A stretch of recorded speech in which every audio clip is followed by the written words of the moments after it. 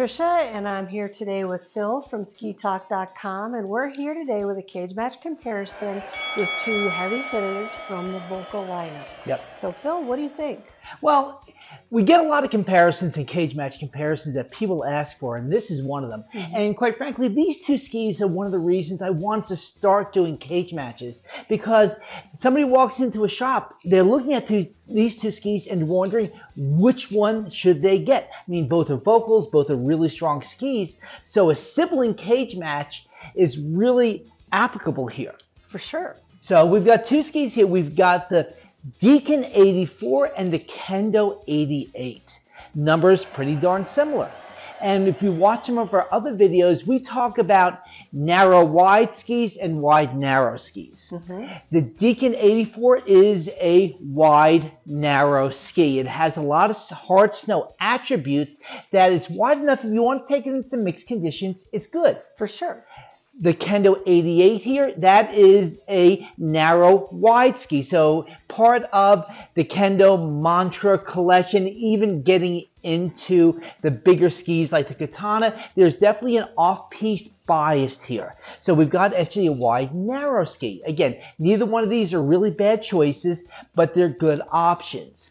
For you car guys out there, this is kind of like your raised sports wagon. Okay, it's going to be good off-road. You're not going seriously four-wheeling with it, but if you get in some mixed conditions, it's going to be good for you. And this is definitely a little more of that true SUV style that still handles pretty darn good now when you get it onto the regular roads. And the person who likes this is probably going to be somebody who spends a little bit more time off-piste than the person who's going to like this. Exactly. And that's where we get into the shape of these skis. Again, we can get into as far as the tip and tail dimensions, but really more importantly is how these skis will react on snow. Tricia, if you can grab the Deacon there. And if we take a look as much as anything as far as profile of these skis, we've got a little bit shorter tip here, a little more contact point all the way through.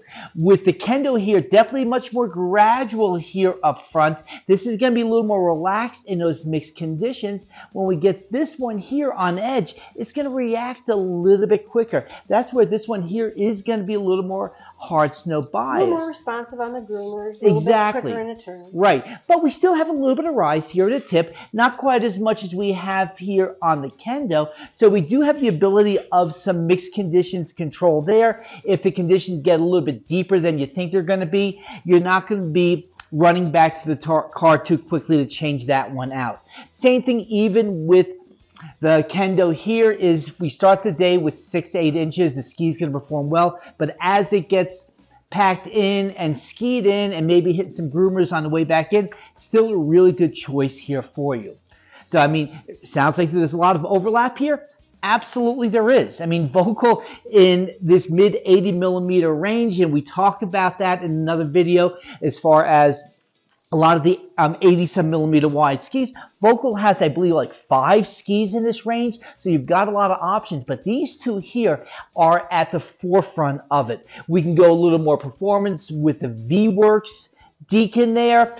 We can go a little bit easier with maybe the Blaze 86 or even the Kendo. So they've got some other options for you, but it's still going to come down to these two skis as far as being the most popular in these collections and the ones that people are coming into the shops and asking for. I mean, these are two skis that quite frankly define these segments. Absolutely, and Völkl's done a really good job with both. And you probably saw me taking a look at the tail. I was looking at the radius because they have that 3D radius in the skis. And the Deacon is 24, 15, 21. Okay, and we've got 29, 16, 25. So you've got just a slight bigger turn radius in that ski. Yep. Not a lot, so you could be splitting hairs, but when it comes down to it, the person that's going to want to spend a little bit more time on groomers is going to lean this way.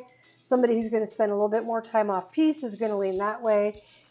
Either way, you can't go wrong with either one of these two skis. So when they duke it out, it's going to be a tough choice. It is. And when it comes down to it, skiing is fun.